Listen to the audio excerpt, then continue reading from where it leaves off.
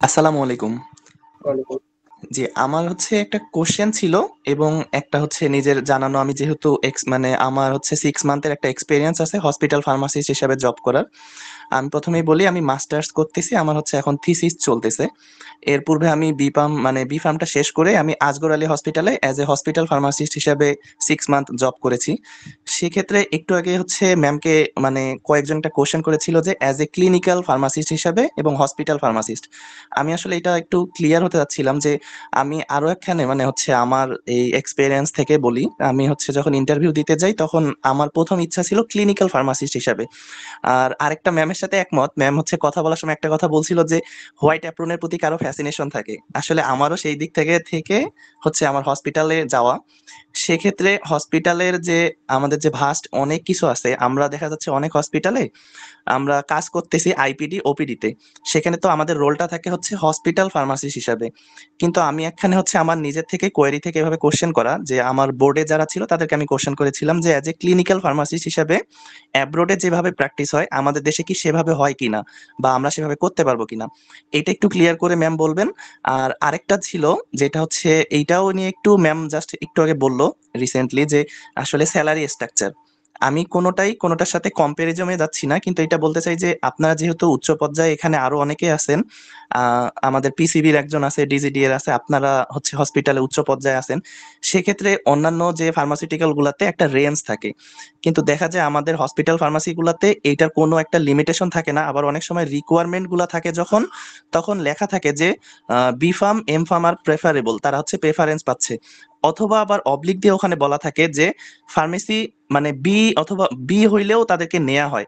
সেক্ষেত্রে এটা কতটুক যৌক্তিক, এটা হচ্ছে আপনারা বলবেন, এবং আপনাদের কাছে আমার এটা মানে অনুরোধ থাকবে, আপনারা যদি ওই পর্যায় পর্যন্ত এটা নিয়ে যেতে পারেন এবং একটা স্ট্রাকচার নিতে পারেন, তখন আমার মনে হয় যে সামনের দিনে আমরা আরো বেশি আগ্রহী হব, কিংবা আমাদের যারা জুনিয়র আছে বা ইয়া আছে যারা আগ্রহী, তারা যেতে আরো মানে স্বাচ্ছন্দ্য বোধ করবে আমি মনে করি। আসসালামু আলাইকুম।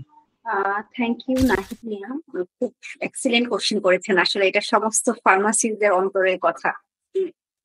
তো অ্যাকচুয়ালি আমি একটু, যেহেতু নাহিয়ান আলম স্যার আছেন আমাদের সাথে ইন্টারকানেক্টেড, তো আমি জাস্ট আপনার স্যালারি স্ট্রাকচারের কথাটা দিয়ে শুরু করি। আমাদের যখন ডিজিডি এর ডিজি ছিলেন ডক্টর মাহবুব স্যার, তো স্যারের সাথে আমার অ্যাবাকেয়ারে প্রফেশনালিজমের কারণে মিটিং হয়েছে, কথা হয়েছে। তো ডিজিডি এর কিন্তু একটা প্ল্যানিং আছে। মাহবুব স্যার তো বেশ কয়েক বছর আগে ছিলেন, তো স্যার কিন্তু তখন থেকেই আমাদের কাছ থেকে আমাদের স্ট্রাকচারটা নিয়েছিলেন এবং কি হওয়া উচিত আসলে। তো সেটা নিয়ে উনি কথা বলেছেন, আমাদের হয়েই কথা বলেছেন, এবং প্রভাবলি ইন প্রসেস সেটা। তো দেখেন, আরেকটা জিনিস আমি জাস্ট, যেহেতু এখানে সবাই আমরা ফার্মাসিস্ট এবং অ্যাজ এ সিনিয়র প্রফেশনালস, আমি জাস্ট আমার পার্সোনাল একটা ওপিনিয়ন শেয়ার করি। আমি স্যালারি আসলে ডিজার্ভ করি, বাট তার সাথে সাথে আমাকে কোয়ালিটি সার্ভিস প্রোভাইড করতে হবে, নলেজেবল হতে হবে, জবের প্রতি কমিটমেন্ট থাকতে হবে। আমি যদি আমার পার্সোনাল এক্সপিরিয়েন্সের কথা চিন্তা করি, সামটাইমস আসলে প্রফেশনালি ম্যানেজমেন্টের কাছে অনেক বেশি আসলে সাইফুল সিচুয়েশনে পড়ে যেতে হয়। যে ধরেন, আমি আপনাকে একটা স্মার্ট স্যালারিতে রিক্রুট করার জন্য রিকোয়েস্ট করলাম, বাট আপনি আসলেন, বাট আপনার দেখা গেল কি আপনি ধরেন জাস্ট আউটলুকে যতটা স্মার্ট, বাট প্রফেশনালিজমে ইন টেকনিক্যাল নলেজে সেক্ষেত্রে যে আমাদের আসলে এক্সপেকটেশন অনেক সময় মিট করে না।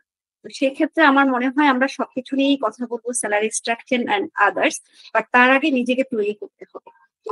আমি আমি মনে করি, আমি যদি আমার কথা বলি, আমি আজকে ওপেনলি ফোরামে, আপনারা অনেকেই আছেন, আমি শেয়ার করি, আমি কিন্তু অনলি 5,000 টাকার স্যালারিতে জয়েন করেছিলাম আমার স্টার্টিং জব 14 বছর আগে।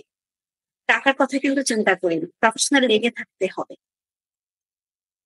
এবং এখন আমি আলহামদুলিল্লাহ কনফিডেন্টলি বলতে পারি, আলহামদুলিল্লাহ সম্মানজনক একটা জায়গায় আছি। তো সেই জন্য আসলে আমি যদি প্রথমে চিন্তা করতাম যে আমার ফ্রেন্ডরা পাচ্ছে 20K, আমি কেন 5K তে আমি কেন জয়েন করব, বা এই ফিল্ডে তো কোনো আসলে ফিউচার নাই, ইউজুয়ালি সবাই যেটা ওই 15 বছর আগেও বলছে, এখনো সবাই যেটা বলে।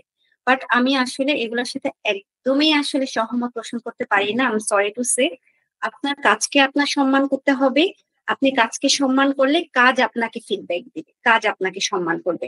হ্যাঁ, আমি বুঝাতে পেরেছি? আর আরেকটা ব্যাপার হচ্ছে যে ক্লিনিক্যাল এন্ড হসপিটাল ফার্মেসির যে ব্যাপারটা। আপনি ইন্টারন্যাশনাল স্ট্যান্ডার্ড এর সাথে বাংলাদেশকে আপনি কম্পেয়ার করার একটা জায়গাতে এসেছেন। দেখেন আমরা থার্ড ওয়ার্ল্ড একটা কান্ট্রিতে আছি। ইন্টারন্যাশনাল স্ট্যান্ডার্ডে যেটা আসিফ স্যার অলরেডি বলেছেন যে জেসিআই স্ট্যান্ডার্ড বাংলাদেশে 2টা হসপিটাল আছে। Evercare first ever in Bangladesh and 6 times at a row. আর নিউলি হচ্ছে ইউনাইটেড হসপিটাল হয়েছে ফার্স্ট টাইম ইন রো। তো আলটিমেটলি যেটা হয়েছে যে জেসিআই বা সিডিসি গাইডলাইন অনুযায়ী জয়েন্ট কমিশন ইন্টারন্যাশনালের মানে জাস্ট ক্রাইটেরিয়া আছে যে আপনাকে ক্লিনিক্যাল ফার্মাসিস্ট থাকতে হবে, ক্লিনিক্যাল ফার্মাসিস্টের যে বেসিক কাজগুলো সেটা করতে হবে, অ্যাডমিক্সচার ডাইলিউশন থেকে শুরু করে এভরিথিং ডান বাই ফার্মাসিস্ট। এছাড়া আরো 2-1টা হসপিটাল আছে কর্পোরেটে যারা ক্লিনিক্যাল ফার্মেসির কাজগুলো করে থাকে। আর বাকি যেটা বললেন ইন্টারন্যাশনাল স্ট্যান্ডার্ডের সাথে ইন্টারন্যাশনাল স্ট্যান্ডার্ড তৈরি করব আমি, আপনি, আমরা সবাই মিলে। আমরা প্রফেশনাল, আমরা নিজেদেরকে ডেভেলপ করব, আমরা ম্যানেজমেন্টকে বুঝাবো, বোর্ডকে লিডারেট করতে হবে আপনার কথা দিয়ে না, আপনার কাজ দিয়ে। হ্যাঁ? তো সেক্ষেত্রে আমার মনে হয় আমরা যদি ওই লেভেলে যেতে পারি এবং আমরা যাচ্ছি হোপফুলি। আজকে স্কেল আপ এই প্ল্যাটফর্মে আছে তাদেরকে অ্যাসিস্ট করার জন্য, কোঅপারেট করার জন্য। Thank you so much Nahid Mia, আপনি প্রভাবলি আপনার আনসার পেয়েছেন।